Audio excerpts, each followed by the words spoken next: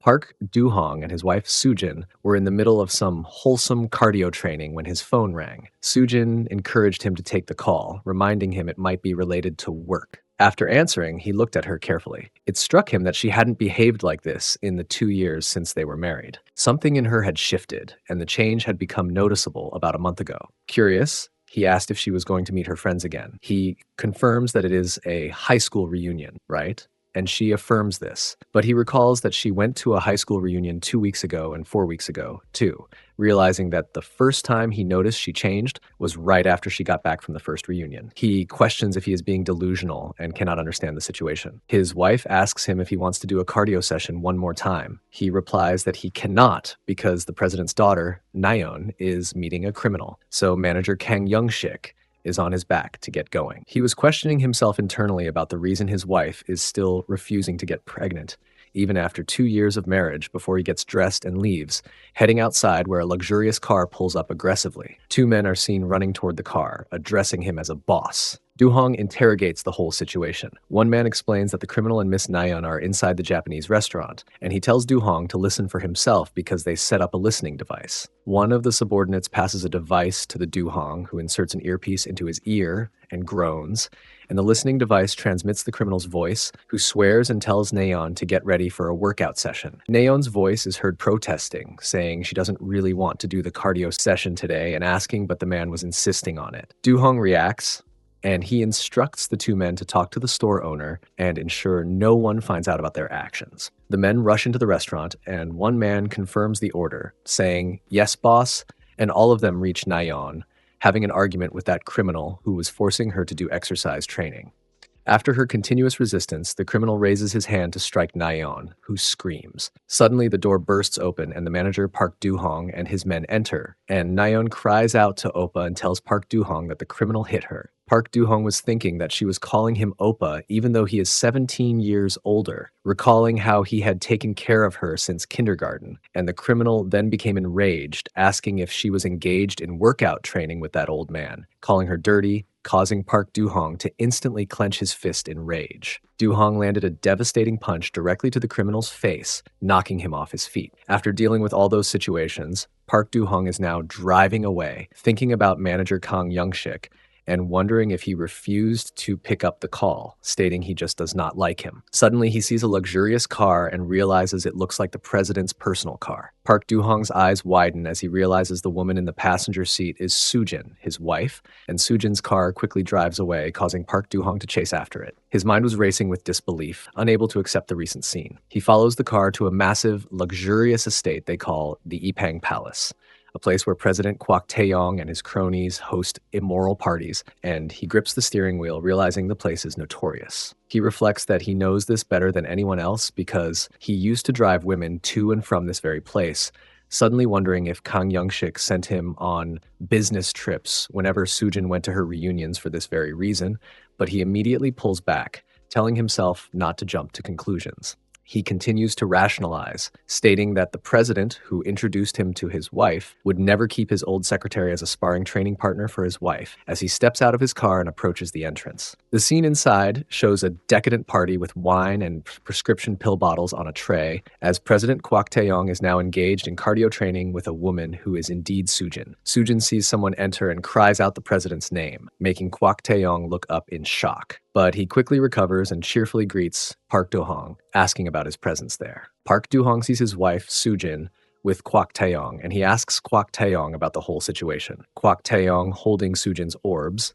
laughs and says he is just taking back the thing he lent to Park Do-hong, implying she is his property. Park Do-hong steps forward, clenching his fists and looking furious, naming Kwok Tae-yong and calling him a weird man. Kwok Tae-yong laughs and says he assumed Park Do-hong was his loyal dog, pointing out that he is having a wrestling battle with his wife, yet Park Do-hong doesn't even complain. Park Do-hong bows his head, biting his lip in determination, and quietly says he is planning on taking an interview. And when Kwok Tae-yong asks about the interview, Park Do-hong raises his head with a look of serious resolve and states that he is planning an interview about the 30 years of corruption within the Jeo-young group that he has seen firsthand. Kwok Tae-yong's face turns cruel, and he tells Park Do-hong that he took him in when he was a homeless man and promoted him to manager, and now he doesn't know how to thank his owner. Kwak Taeyong's face is flushed with effort as he screams that everything Park Do-hong owns belongs to him, including his wife, who is present with him right now. Park Do-hong is shaking with a mixture of rage and desperation as he screams that Kwak Taeyong is a weird man, rushing forward to attack, landing a hard hit to Kwak Taeyong's face. But manager Youngshik, who appears to be Kwak Taeyong's loyal dog in a white suit, comes from behind and hits Do-hong, and Park Do-hong is instantly struck and collapses to the floor. After a while,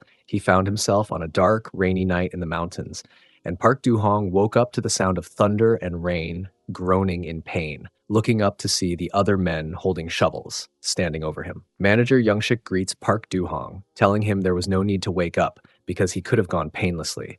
But Park Do-hong begs the man Sang-woo not to kill him, insisting he must have gone mad for a second. Manager Youngshik asks Lee Sang-woo if he has something to say, and Lee Sang-woo replies that he has nothing to say, silently beginning to dig a hole while the group brutally throws mud over Park Do-hong, who screams in pain as the rain continues to fall. Do-hong felt utterly helpless, and he believed he was living like Kwak Taeyong's dog and was convinced that he was destined to die that way. He told himself that if, by some miracle, he managed to survive, he would take revenge on every one of them. After some time, he came to and discovered that he was engaged in sparring practice with a young girl. He had been lying partially unconscious while the girl tried to rouse him, asking whether he was really all right. Gradually, he became aware that his identity had shifted.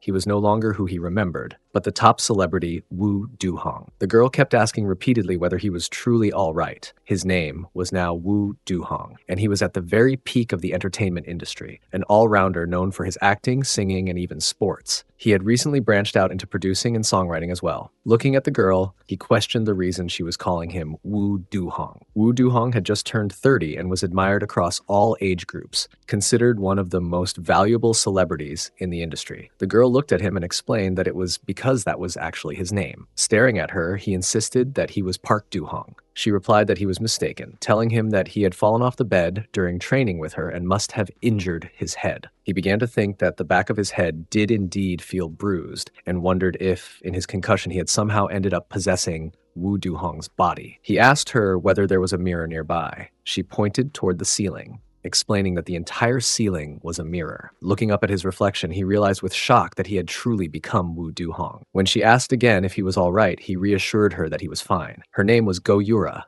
a successful idol-turned-actress famed for her striking figure. She told him that if he was really okay, they needed to continue where they had left off. After a while, the two of them resumed their sparring partner training. As he moved, he thought to himself that God had given him a powerful body and a handsome face, only for him to die unfairly before. Later, Go Yura fell asleep on the spot. He tried to rouse her, telling her she could not sleep there and urging her to get up immediately. The next morning, the two of them got into a car wearing sunglasses and caps to hide their identities. She advised him to leave while it was still quiet outside. He asked her about his destination, but she said she could not understand his words and reminded him that he had told her his manager was waiting at the coffee shop. He got out of the car, replying an emphasis. All right, then laughed and told her he would see her next time. She answered that she would call him. Stepping out of the car, he thought to himself that he did not even know about the thing his manager looked like. Suddenly, someone came up from behind, grabbed his arm, and began pulling him, telling him to come along. Turning quickly, he accidentally brushed her domes and apologized. At that moment, he thought that those orbs looked strangely familiar. The man froze in surprise when he found himself facing a woman he didn't recognize. She told him to let go first, and he quickly apologized, stumbling over his words. She studied him with curiosity, then called him Do-hong, questioning the reason he hadn't finished things with Yura, as she meant his noons had instructed. Confused, he wondered about this woman's identity. As far as he knew, Woo Do-hong was an only child. The woman explained matter-of-factly that she was his cousin. Even so, she reminded him she was also his older sister figure and his manager, which meant he needed to listen to her. Processing this, he realized she was indeed claiming to be Do-hong's cousin. She soon added that they had to leave for an event, a whole day, a variety show where idols competed in sports. As they walked and got into the car, he noticed she had the youthful look of a college student, though she was older. A car carried them away from the building, and inside, she asked if he was feeling okay. She remarked that he had been acting strangely. With some hesitation, he admitted he had lost his memories. She sighed, assuming he was joking, but he insisted.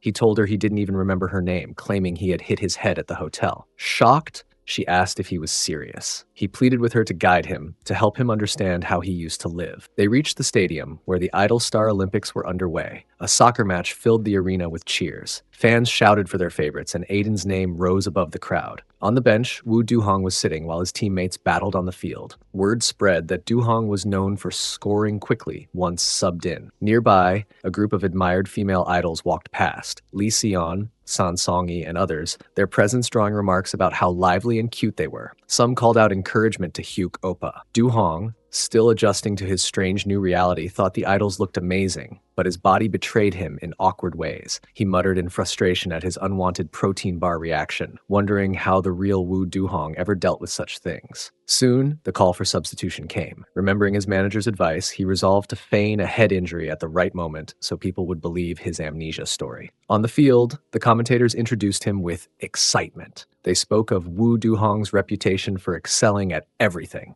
acting, singing, and especially sports. As the ball flew in his direction, the commentators shouted his name. He leapt into the air, pretending to go for it planned. The crowd erupted when the ball found its way into the net. The announcers cried out goals again and again, praising Do-hong's dramatic entrance. Fans cheered wildly, including Suna, who waved balloons and celebrated with infectious joy. She even called out her love for Do-hong Oppa, jumping up and down with excitement. Do-hong adjusted himself discreetly, thankful no one noticed his earlier problem. When the final whistle blew, the commentators confirmed the blue team's 2-1 victory. Suna rushed to him with a microphone, asking eagerly if he knew about her. Smiling, he said, of course he did, which thrilled her even more. But before the moment could settle, chaos struck. A staff member grabbed Suna from behind, harassing her. She screamed in protest. Do-hong immediately stepped in, striking the staffer and knocking him down. Holding Suna's hands, he asked if she was okay, and she called him Do-hong Oppa with trembling relief. The staffer recovered and lunged again, cursing angrily,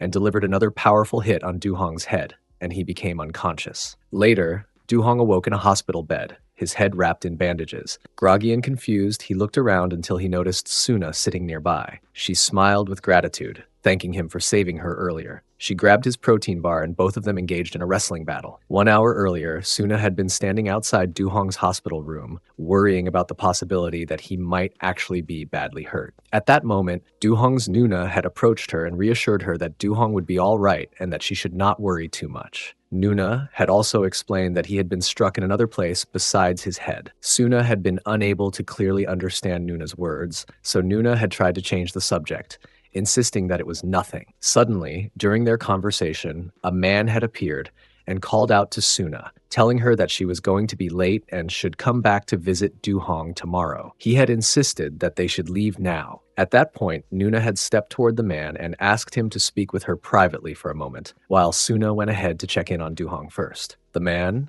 confused, had asked the reason she wanted to talk to him. Nuna had then explained that once Do-hong was discharged from the hospital, there would be a good chance for collaboration between their agencies. She had added that there was a nice cafe on the first floor, suggesting they go there, and the two of them had left the area together. Meanwhile, Suna had remained outside Do-hong's room for a while before finally entering. When she stepped in, she saw Do-hong lying on the hospital bed, and her face showed deep worry as she thought to herself that he must be in great pain. Returning to the present, the two of them were now engaged in a wrestling battle. After the workout routine ended, Suna received a phone call. She had responded to the caller by saying that she would head down shortly. After ending the call, Suna had turned to Do-hong and apologized, telling him that she thought she had to leave. Do-hong had reassured her, saying it was fine and that she should go. She had agreed, telling him she would call him later and asking him to contact her again soon. Do-hong had responded that he would see her again, and then Suna had left the room. Left alone, Do-hong had sat on the bed in the hospital room, feeling as though a storm had just passed by.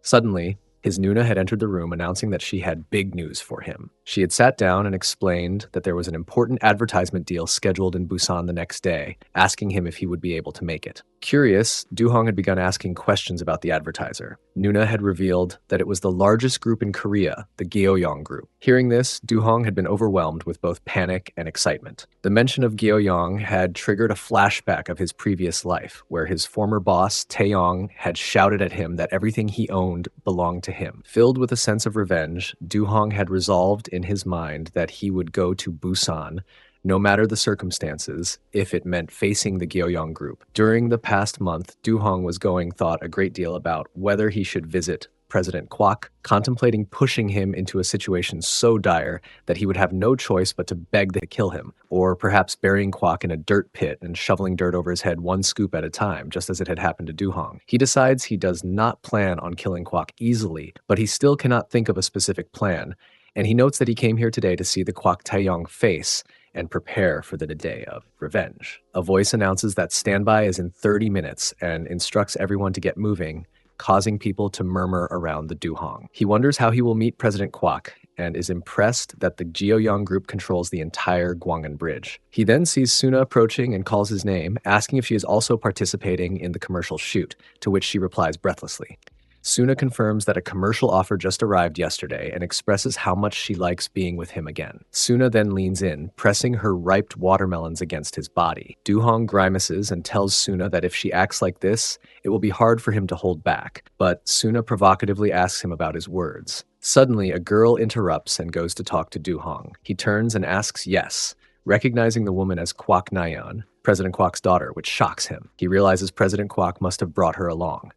Naon, standing poised in a white dress, introduces herself as a fan of Du-hong and asks if they can take a picture together. Du-hong recalls that Naon was a devoted fan of Wu Du-hong and notes that he even got tickets for her in the past. He considers that, although he came for revenge on President Kwok, Naon's presence might offer an easier way to approach Kwok. Suna interrupts Naon angrily, asking the reason she is interrupting their conversation, even if she is a fan, and tells Naon to speak for herself, asking if she doesn't see that she and Du-hong are talking. Naon laughs and retorts that Suna was the one who interrupted them first. Du-hong steps between them, suggesting they both calm down and stating there is no need to fight over nothing. A director then tells Suna they should do the camera test now, and Suna replies affirmatively to the director's call. Du-hong asks Naon if she also needs to go, but Suna tells him that she thinks she has to go first, and he agrees, telling her to quickly get going. Du-hong smiles and apologizes to Suna, telling her that she is getting in the way and should hurry up and leave, which causes Suna to scoff at Naon before running off after the director yells at her to hurry up. Suna tells Du-hong she will see him a bit later, and Du-hong thinks that now he can get some information on Kwok Taeyong from Naon as they stand alone. He asks Naon if she is from Busan, but she looks down hesitantly, causing him to ask if she does not want to tell him and if he should just go, but she quickly stops him. She admits she is Kwok Naon from Seoul and is truly a fan of Du-hong. Du-hong observes her, thinking that her calling him Oppa feels good, but he reminds himself that he must find out if Kwok Taeyong is nearby. He greets her and asks who she came to Busan with, perhaps a friend, and Naon replies that she came with her father to get some fresh air because of his work. Du-hong is surprised and finds the presence of her father unexpected, realizing that Kwok Taeyong is nearby. Naon asks if it is not okay that she came with her father instead of a lover, and he quickly says it is awesome and touching. He leans in close to her, and Naon thinks he is very near, but Nuna interrupts from a nearby car, asking about Du-hong's actions since the filming is starting soon, and asks about that woman. Du-hong replies that he met a fan, and Nuna asks if that is true. Naon introduces herself as Kwok Naon, Du-hong's fan. Naon suddenly cries out and seems to trip and fall, causing her to expose her inner wear and a view of her cake. Du-hong catches her, asking if she is okay, and she thanks him. He is holding her close and asks if she would like to join them since they are going to film a commercial, and she is shocked, asking if he means her. Nuna, watching from the car, thinks that taking an ordinary girl is a bit much. Du-hong turns to Nuna and explains that Naon came for a vacation with her father and asks if they cannot do anything about it, but Nuna still seems unconvinced. He begs Nuna and asks to take the fan along. Nuna thinks that Du-hong must have fallen for the girl and sighs, telling him she will meet the director first so he can show his fan around the van in the meantime. Nuna walks away, and Du-hong wonders the reason for mentioning the director so suddenly. He was having a flashback and realizing that Suna is leaving them alone, and concludes that she must have no choice, because if a protein bar acts in this way, shooting would be impossible. Thinking that Nuna is truly the only one who understands him, he tells Naon to get in the van, and she thanks him, stepping up into the vehicle. He thinks that although he does not have feelings for Naon, He must use the daughter of his enemy. Inside the van, he thinks Naon is President Kwok's daughter, but he can at least forgive her since she is not involved in his revenge. Naon thinks she is so nervous being in the car alone with Du-hong. Du-hong touches her head and thinks about how he used to hold her hand, tutor her, and watch her date when she became an adult. He thinks it might have been President Kwok's orders that he watch her, and meeting her again brings back some memories, causing him to realize he is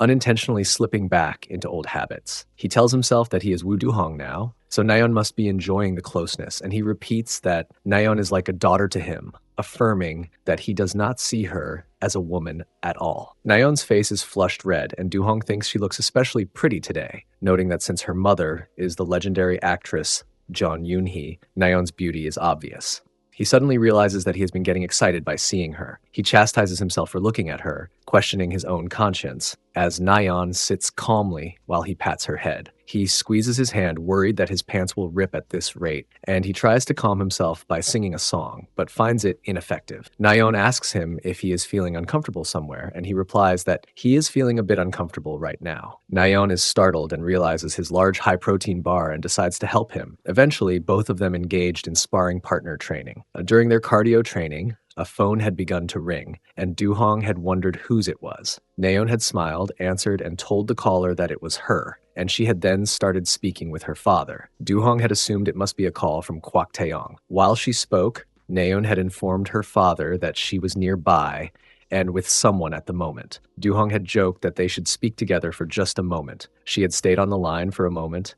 The dad then turned to Du-hong and said that her father was asking her to come immediately. Du-hong had agreed at once and inquired where she should go. Naon had explained that the destination was the Gwangan Highway, at an advertising studio where her father worked. He had replied that he would take her there, and she had asked whether he was sure. He had reassured her that he was, adding that he had been planning to go for the advertisement shoot as well. Naon had returned to the phone to tell her father that she would head there right away. Left with his own thoughts, Du-hong had realized that he would finally meet Kwok Taeyong. He had felt uncertain about how to react. Part of him had imagined carrying out the slow revenge he had planned, while another part had thought about ending things quickly and decisively. Du-hong steps out with Naon, wearing a white suit and walking confidently toward the film set. He hears someone call out Naon's name, and he recognizes the voice, wondering if it belongs to manager Kang Young-shik. The manager, dressed in a gray suit, approaches Naon, who says she is surprised to see him there. Young-shik asks about the guy with her, and she replies that he is her guest. Du-hong, seeing the manager approach Naon,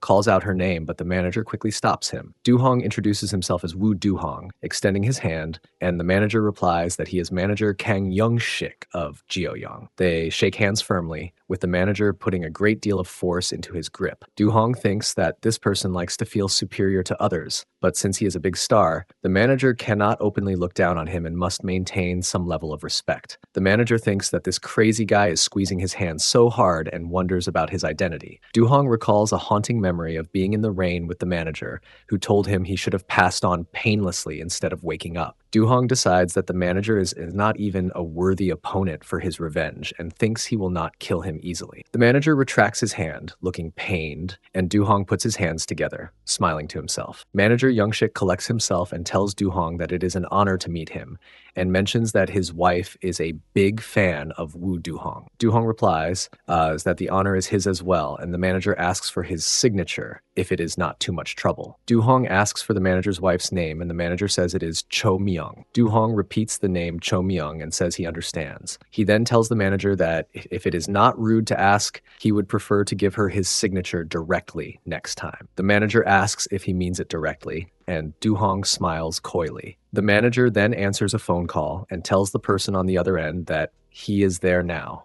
understanding the instructions. The manager explains to Naon that after the filming, there is a company dinner with advertising officials, and the president will attend, instructing the manager to ensure Naon also attends. She confirms he understands. Naon asks if Du-hong can come to the company dinner as well, but Du-hong says he is not sure about that. The manager steps in, explaining that various celebrities will be joining, so Du-hong should come too. Du-hong asks if he should attend the dinner, and the manager confirms it, bidding them farewell with a bow. Du-hong observes the manager looking at Naon's balloons as he bows. He thinks the manager is a weird man for looking at Naon's balloons. The manager walks away. Du-hong asks Naon about the president that the manager mentioned. She then confesses that she has not told him something yet. Naon reveals that her father is actually the president of Jeoyong Group. Du-hong is shocked to hear her say her dad. Naon apologizes for surprising him, but he immediately dismisses her apology in his mind, thinking he is not surprised because he has been working under her father for 30 years. Later that evening, at the large outdoor company dinner, a man announces that the dinner is sponsored by Jeoyong Group and encourages everyone to eat. People excitedly note that the top domestic company is different from the rest. Du-hong sits with manager Youngshik and Naon. Manager Youngshik offers Du-hong a drink and asks about his choice. Du-hong says that since he is there, he will try everything, and the manager offers to mix a drink for him. They both take a large gulp of their drinks. Manager Kong then brings up the earlier conversation. Du-hong asks about his words. The manager clarifies, reminding Du-hong that he had said he would personally give his wife his signature. Du-hong confirms that this is exactly what he told her and will give her his signature directly next time. The manager asks if he should consider that a favor or something else, but Du-hong suggests he can think of it positively. The manager asks the reason Du-hong is showing them such favor,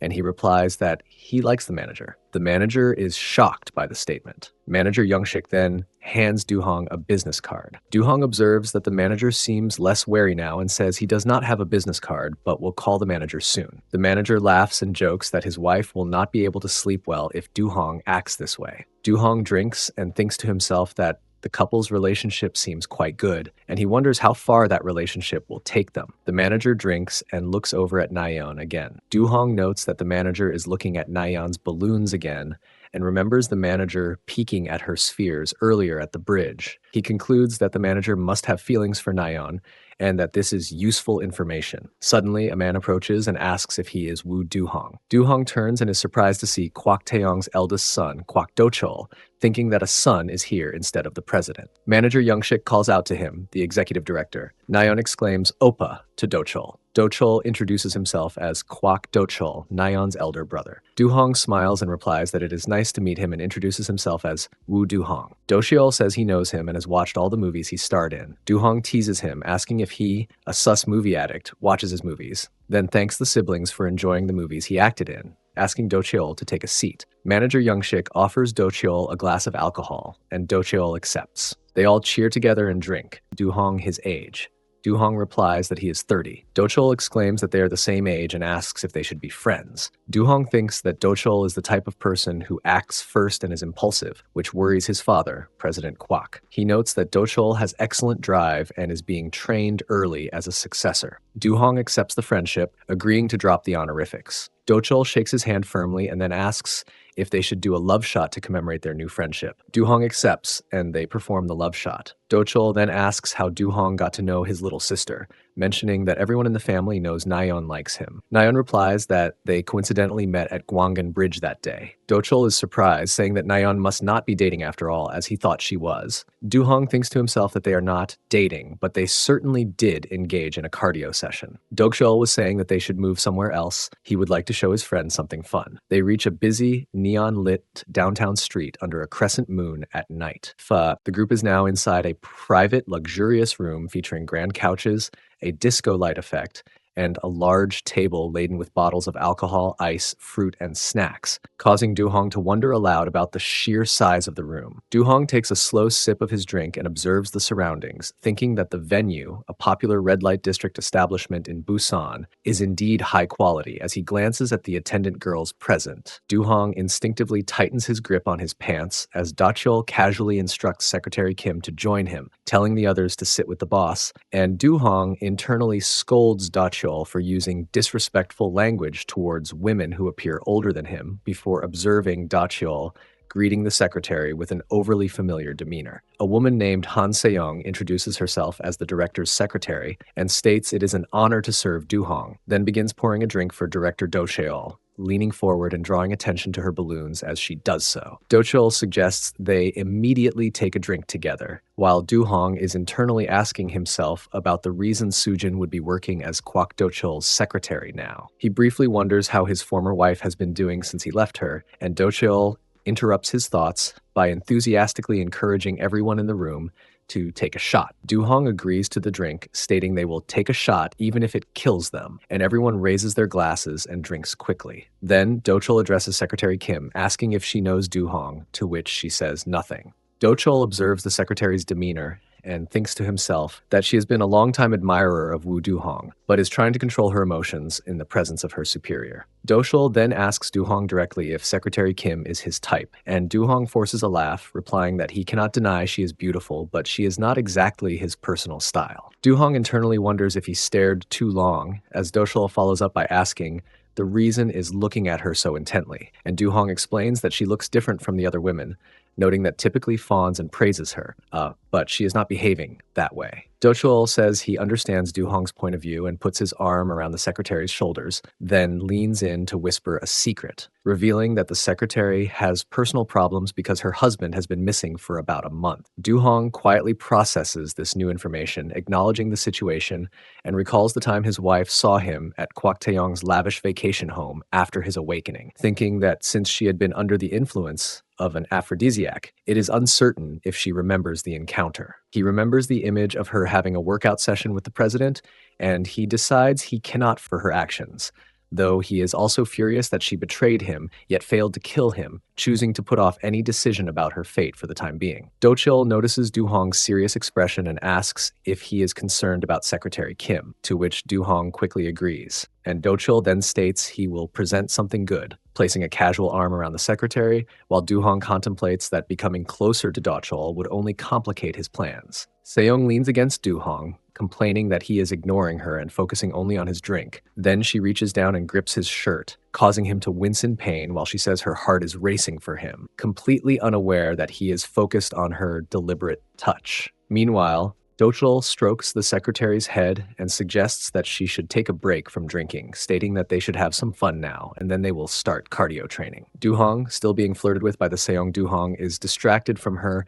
as he glances sideways at the activity next to him, his face showing a look of intense, complex emotion. Do-chul's wrestling battle is making him excited. Du-hong notes that, although he tries to deny any connection, he cannot stop watching his former wife please another man, acknowledging that he once truly loved her, but that her actions make him furious, before resolving that this entire degrading situation is a definitive way to send his wife off for good. Du-hong also engaged in sparring training in partnership with Seong, when Seong was completely surprised by Du-hong's high-protein chocolate bar. At the same time, Do-chul and the secretary continue their own cardio session in the same room, also surprised to see Du-hong's long sandwich. Do-chul was giving some hints to Du-hong, which means he wants to exchange partners. Partners had been switched, and Du-hong had told Secretary Kim that he was looking forward to the match before the two of them had engaged in the wrestling battle. As he watched her, a memory of his first night with his wife had unexpectedly returned to him. He had found it hard to accept that all of that had been merely an act designed to humiliate him. Determined not to go easy, he had decided to use more aggressive techniques. As the fight continued, he realized that she was an expert at this work now, and her body reacted to him with the familiarity of someone who had once been close. He had thought that she must be surprised that Wu Du-hong knew so much about the sensitive aspects of this training. He had also considered that she would be shocked to learn that he was her actual ex-husband. Meanwhile, Do-chul had been joking and telling everyone that he had found a very cool friend that day, praising the woman's initiative and even making a crude comment about her physical attributes, calling him a real man. Du-hong had thought that perhaps this would break down the wall between Kwak Do-chul and himself, and in time, turn it into something strong. Afterward, Do-chul had suggested they wrap things up. Kim had bowed to Du-hong and said that it had been an honor, and she had admitted she had enjoyed it as well. Then the rest of the women had left the room. Do-chul had asked manager Young-shik to look after the secretaries. Young-shik had replied that there was no need to worry, addressing him respectfully as executive director, and then Do-chul had left with those women, teasing them about whether they had enjoyed themselves. Left alone, Du-hong had felt as if this marked the end of his relationship with his wife. He had begun to drink, and when Do-chul had suggested they have a shot together, Du-hong, although irritated, had agreed. They had toasted, and Du-hong had remarked that the drink was bitter. Do-chul had laughed and said that hearing a star call something bitter was refreshing. Then he had asked whether Du-hong was enjoying the situation. When Du-hong had asked about his words, Do-chul had explained that he was referring to Secretary Kim, questioning whether she was the best. Du-hong had smiled and admitted that she had been very capable, and he had not realized she could be that kind of woman. Do-chul had boasted that Kim was one of the best because she was the chairman's favorite secretary, and yet somehow she had been assigned to him, which he considered a bonus, and then he had laughed. Du-hong had thought how strange this man was, and he and his father treated people like objects and seemed to enjoy sharing them, including women. Du-hong had asked whether Secretary Kim's husband was missing. Do-chul had replied that it had nothing to do with him, and then he had described the husband's past, and he had once worked for the company, but from Do-chul's perspective, had always been annoying. Do-chul had said the man had acted as if he were special because of his protocol with the chairman, and in Do-chul's words, he had been nothing more than a loyal dog, something to be discarded after it had served its purpose. Du-hong's expression had changed as he listened, and Do-chul had noticed and asked if he was all right. Internally, Du-hong had admitted that he had always worried something might happen, which had driven him to protect the chairman and the children. Now, however, he saw that these men treated others the way Do-chul had described. In that moment, he had wanted to smash something over Do-chul's head, or even kill him outright, but he had realized that violence would not erase his anger. He had told himself that it did not matter whether they were tigers or dogs, so he would go straight into their den, face them, and give them a relentless workout. All except, he thought, for that one man. A week after the drinking party in Busan, Kwak Do-chul contacted Du-hong again, asking to meet. Du-hong arrives at a bar and thinks he can't believe Do-chul reserved the whole wine bar for them. He feels that Do-chul wants to show off his wealth. Du-hong then notices Naon is there and thinks she has dressed up today, even wearing a beautiful dress she doesn't normally wear. He notes that after tasting Woo Du-hong's protein bar last time, Naon seems excited by it. He says to Naon that he was surprised to see her since Do-chul invited him. Naon says her brother told her he was meeting the man, so she asked if she could tag along because she would see Dopa. Du-hong asks if she wanted to see him that badly. Naon asks if he is asking that because he really doesn't know. Du-hong then thinks that the youngest daughter is the key player. He thinks he will use Naon to penetrate the Kwak family's strongest fortress. He vows to take them down one by one. Everything Chairman Kwak has. Do-chul then arrives at the bar, and the man thinks he is finally here. Du-hong is surprised that Do-chul brought his fiancée. He recognizes the woman as Yoon Hyena, a golfer with 5 KLPGA wins, but she is more famous for her innocent face and Miss Korea-like body. Du-hong's thoughts reveal that this woman is Kwak Do-chul's fiancée. Naon rushes to hug Hyena and says she missed her. Hyena hugs Naon back and says she is glad Naon came too, that she also missed her. Du-hong then says hello to Hyena, and Hyena looks at him, surprised. Du-hong thinks he doesn't have to introduce himself because everyone in the country knows his name. Du-hong thinks that she is arrogant. Kwak Do-chul says hello and introduces Hyena as his fiancée, adding that he brought her because she is a fan of the Du-hong. Du-hong is surprised that the KLPGA star is Do-chul's fiancée. Hyena is surprised and asks if he knows her. Du-hong says, of course, that if he doesn't know the most beautiful woman in golf, he must be a spy. Hyena says she is a little embarrassed hearing that from Du-hong, the handsome man. Do-chul says they should sit down and talk, and that today will be a wonderful meeting. They all take their seats, and Naon and Do-chul say they should all have a drink. They raise their glasses and drink, and Du-hong notices Hyena's body. He thinks that maybe it is because she is an athlete, but her body is top tier. He worries it will be a problem if he gets excited. He thinks that it's getting exciting just from thinking about it. Do-chul says he has something important to tell them, which is the reason he wanted to meet. Do-hong asks about it, and Do-chul says he looks like he will be appointed as president soon. Du-hong congratulates him, and Naon says wow, and that she can't believe he's going to be president. Do-chul thinks that he was going to talk to Du-hong alone, but since they are all family, he will just say it. He says the Jeoyoung group is planning to enter the entertainment industry. Du-hong is shocked by this. Do-chul says they already acquired a theater chain and their only challenge is recruiting talent. He says Hyena's father has been helping a lot, but it's still not enough. Do-chul says that as a latecomer, Jeoyoung needs an amazing performance to grab attention. Du-hong clenches his fist and thinks about an amazing performance. He wonders the reason Do-chul is so obsessed with a new business, even though he was chosen as the successor to the Jeoyoung group early on. Du-hong thinks that there must be a new potential successor. He thinks that he needs more information. Du-hong says he will handle that performance for Do-chul. Do-chul is surprised and says he was debating whether to join a new agency or start his own, but this is perfect. Du-hong suggests they leave the details to the people in charge and have a drink. Do-chul thanks Du-hong, saying he didn't know he would accept so readily. Du-hong says that is called friendship. Du-hong thinks that his big protein bar is refusing to calm down. He looks at Naon and Hyena and thinks that he is going to get more excited if he doesn't do something about it. Do-chul gets a phone call and says to hold on. Du-hong thinks Do-chul looks intimidated and wonders if it is Chairman Kwok. Do-chul's dad asks him something, and Do-chul says he was told to come home immediately. His dad asks for the reason, and Do-chul says he doesn't know, but he was told to come right away. Do-chul thinks that it is surprising that Chairman Kwok can be helpful sometimes, so he will quickly take Naon to a nearby hotel. Do-chul then says Naon should come with him. Naon is shocked and asks if she should go as well. Du-hong thinks, of course, that Chairman Kwok is never helpful. Do-chul apologizes and says they should part ways for today and meet up tomorrow. Hyena asks the reason he wants her to come too, and says that he promised to treat her to something delicious, so she skipped her party with friends and followed him, asking about the situation. Do-chul apologizes to Hyena, saying that when his dad calls, he has to go. Naon suggests that Hyena have dinner with Du-hong Oppa instead. Do-chul says it seems his dad is calling for something trivial and that they can join them later. He says that sounds like a good idea and asks if they are both okay with that. Du-hong says he is fine with that, and Hyena says she is too. Do-chul says they will read the room and return quickly. Naon tells them to eat something delicious while they wait, and that he will be back quickly. Do-hong thinks that Naon suddenly left, and now he is alone with the beautiful golf star with the Miss Korea-like body. He thinks that he can't just flirt with the woman who is going to become the Gyeoyoung Group's daughter-in-law, and that is driving him crazy. He then thinks that maybe this is the perfect chance to get revenge on Kwak Do-chul for messing around with Soo-jin. The man thinks that since Do-chul had cardio training with his wife, he should return the favor to his future wife as well.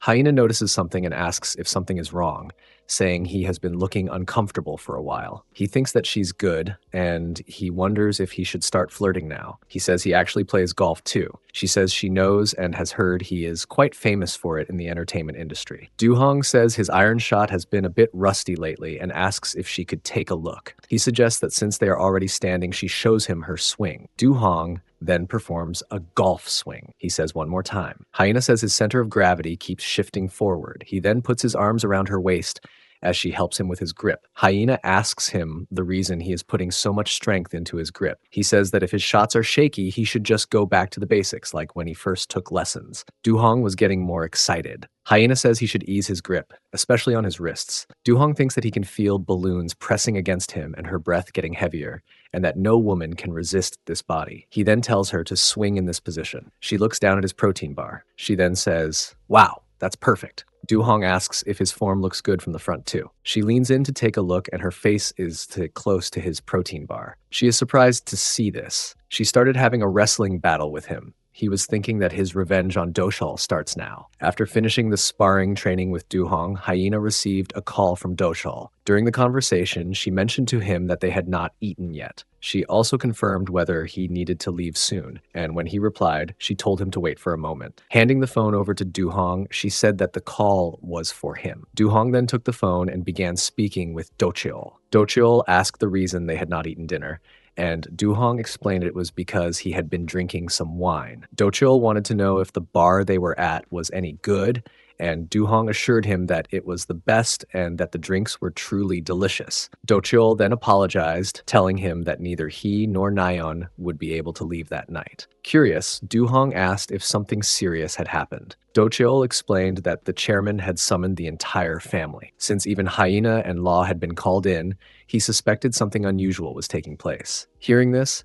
Du-hong thought to himself that Chairman Kwok must be planning something, and he decided that he would have to find out the details later, either through Naon or Hyena. After that, Do-chul thanked him, but Du-hong replied that there was no need for thanks and suggested that they contact each other again later. Once the call ended, Du-hong asked Hyena if she could do him a favor. She replied that he could ask her anything, assuring him that if it was his request, she would do whatever he needed. Du-hong then told her that when she arrived at the chairman's house, she should inform him of the reason behind the urgent family meeting, and he asked her to share any additional details she could gather. Later that night, Hyena arrived at the chairman's house. Informing Do Chul that she had reached, she entered inside and saw that all the family members were already gathered. She bowed politely and greeted her father. The president welcomed her warmly. At that moment, she recalled Du Hong's instructions to find out the reason the chairman had urgently called a family meeting and to meet with Chairman Kwok personally. Returning to the present situation,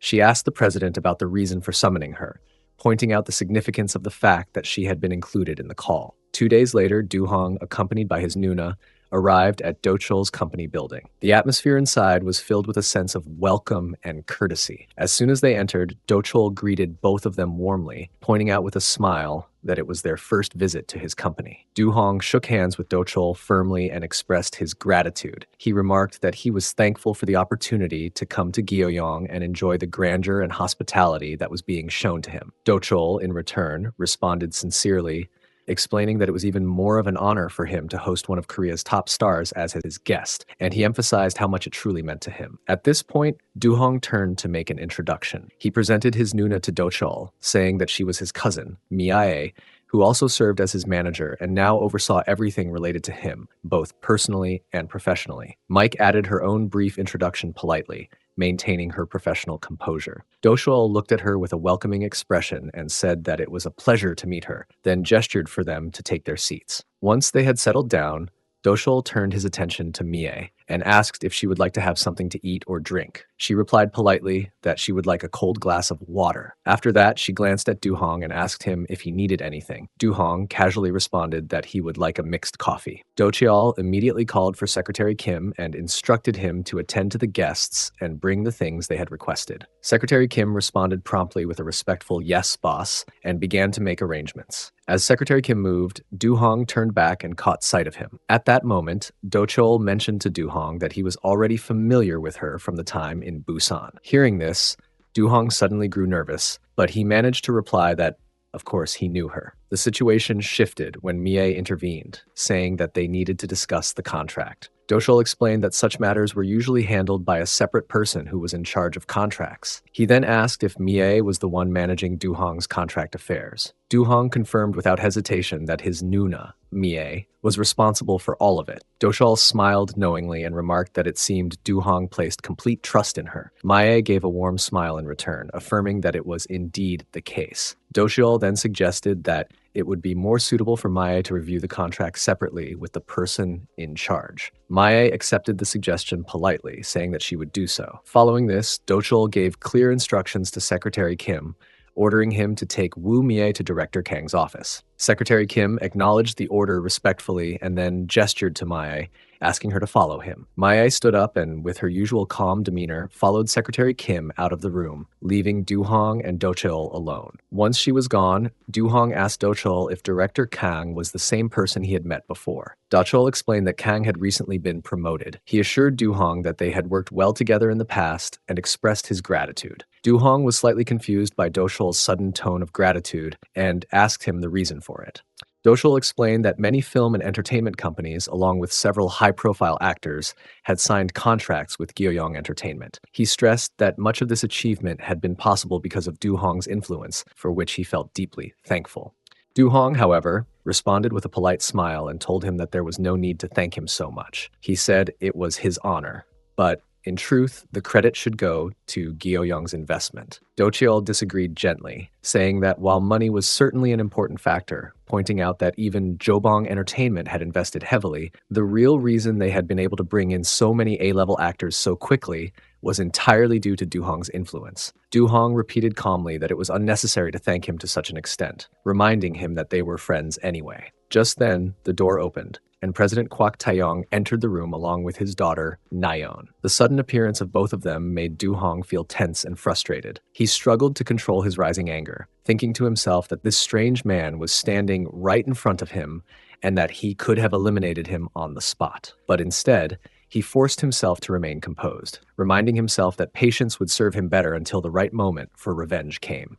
Breaking the tension, Do Chul turned to Du Hong and introduced him to the chairman. Nervous, Du Hong introduced himself as Du Hong, but his words came out mixed and hesitant. He was inwardly aware that his composure was faltering, but again, he told himself to remain patient. The president extended his hand and introduced himself as Gyeoyong's chairman, Kwak Taeyong. They shook hands, and Du-hong replied that it was an honor to meet him. In his thoughts, however, he was mocking the man, believing that he still imagined himself to be the greatest person in the world. Chairman Kwak complimented Du-hong, remarking that he looked as impressive in person as he had heard. Naon, standing beside her father, smiled warmly and added that her father was right, saying that Du-hong was indeed very handsome. Hearing her, Du-hong could not help but notice how beautiful she looked that day, even more than usual. His eyes lingered on her outfit as he silently admitted to himself that he was reacting strangely in such a situation. He thought that perhaps his Snickers bar was unusually eager for battle whenever it came to the women of the Kwak family. Chairman Taeyang asked Du-hong if he was truly going to sign a contract with Gyeoyong Entertainment. Du-hong answered that yes, they had given him a good opportunity, and he added politely that the chairman could also speak to him more casually. The chairman replied that he should indeed do that, but mentioned that he had heard Do-cheol faced some difficulty. Do-cheol quickly explained that, of course, since Du-hong was South Korea's top star, things were not easy. The chairman continued, saying that according to his youngest, he had heard Du-hong was a friend of Do-cheol's, but that Do-cheol never pressured him into signing, and he asked if this was true. Du-hong assured him that it was, explaining that Do-cheol had been so generous about the matter that it actually felt burdensome for him. The president laughed, remarking that it was good to hear, but that regardless of friendship, it was always best to keep a balance of give and take. Do-cheol then asked the chairman about his sudden appearance. The chairman glanced toward his daughter and explained that since the nation's biggest celebrity was there, he wanted to see his face at least once, especially because his youngest daughter wanted to meet him. Naon smiled at her father, and the president continued by saying that though he would have liked to talk more, he had another commitment and must leave. Du-hong bowed respectfully and said there was no problem, as it had been an honor to meet him. The chairman told him that the honor was his as well, and then added that next time, if Du-hong agreed, he would like him to have dinner at his house. Du-hong looked excited and replied that he would love to, so long as it was not a bother. The chairman assured him that it was no bother at all, since all it required was simply adding another spoon to the table. Nayeon's face lit up as she told Du-hong that they should definitely eat together, and Do-cheol also encouraged him, saying he should join them. Du-hong agreed warmly, saying that he would then look forward to it. The chairman expressed how fortunate Do-cheol was to have such a respectful friend, and then left the room, saying he would see them at his house. Du-hong said goodbye while Nayeon called after her father, saying she would see him at dinner. After the chairman left, Do-cheol, still surprised, remarked that he could not believe the chairman had come without any prior notice. He turned to Nayeon and asked if she had arranged it. Nayeon laughed and explained that she had only mentioned that Du-hong would be coming to sign the contract. Do-cheol brushed it off, then told Du-hong that he might be late, so he should eat first with Nayeon. Du-hong asked if he really wanted him to go there on his own. Nayeon quickly agreed, saying that they should go right away, and that she would even give him a tour of her house. Du-hong hesitated for a moment, but then Do-cheol explained that he would take Mia later since there were contract issues to review. Being a star meant there were many details to consider. Du-hong acknowledged that he was right, and then Nayeon once again urged him to go with her. Du-hong told Do-cheol that he would head out first, and together with Nayeon, he left the room. As they walked, Nayeon mentioned to Du-hong that her father rarely invited guests, but it seemed he had taken a liking to him. Du-hong acted modestly, asking if that was really true. Meanwhile, Do-cheol watched the two of them leave and thought to himself that he had truly befriended a very good man. That evening, Du-hong arrived at the president's residence. As he stood there, he reflected that he was returning after only a few months, having already been there countless times before. Nayeon, who was with him, pointed to the building proudly and told him this was her home, urging him to come inside. Du-hong nodded, agreeing that they really should, and the two of them walked forward together. Nayeon admitted that she could hardly believe he was visiting their home,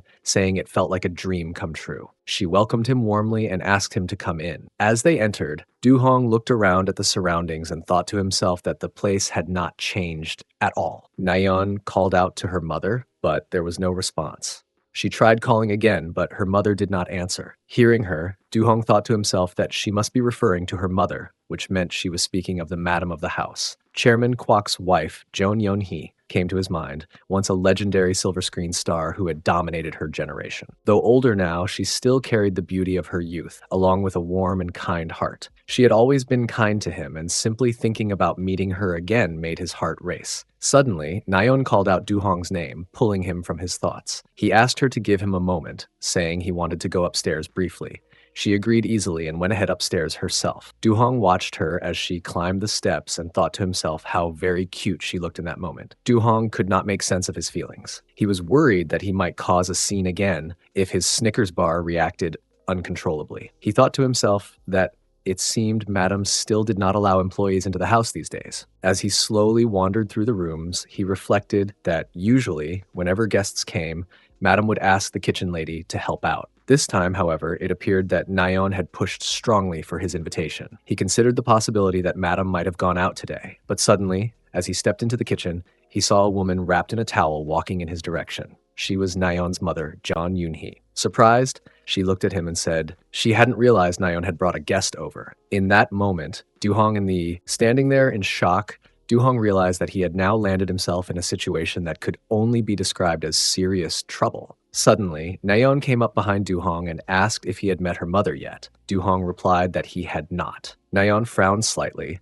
saying she herself wasn't sure about her mother's presence in the house since she hadn't even been answering her phone. Just then, her mother appeared, now fully dressed, and asked Nayeon about her return. Nayeon quickly asked her mother the reason she hadn't picked up her calls. Her mother apologized, explaining that she had been taking a shower. Nayeon then smiled and pointed toward Du-hong, telling her mother to look. The moment her mother's eyes fell on him, recognition struck. With surprise, she asked if the guest her daughter had invited was really Woo Du-hong. Nayeon, brimming with excitement, confirmed it and admitted that she had deliberately not told her in advance, wanting it to be a surprise. Du-hong bowed politely before her mother and introduced himself formally, saying he is Woo Du-hong. At the same time, he thought to himself that he had forgotten one important detail. He was, in fact, one of the few celebrities Madame truly admired. Just then, as the moment unfolded, Nayeon's mother suddenly slipped from her shoe and lost her balance, almost falling. Reacting quickly, Du-hong rushed forward and caught her, steadying her before she hit the ground. In the suddenness of the moment, her hand brushed against his thigh by mistake, though she seemed to believe it was his protein bar she had touched. Du-hong asked with concern if she was all right. She replied softly that she was fine,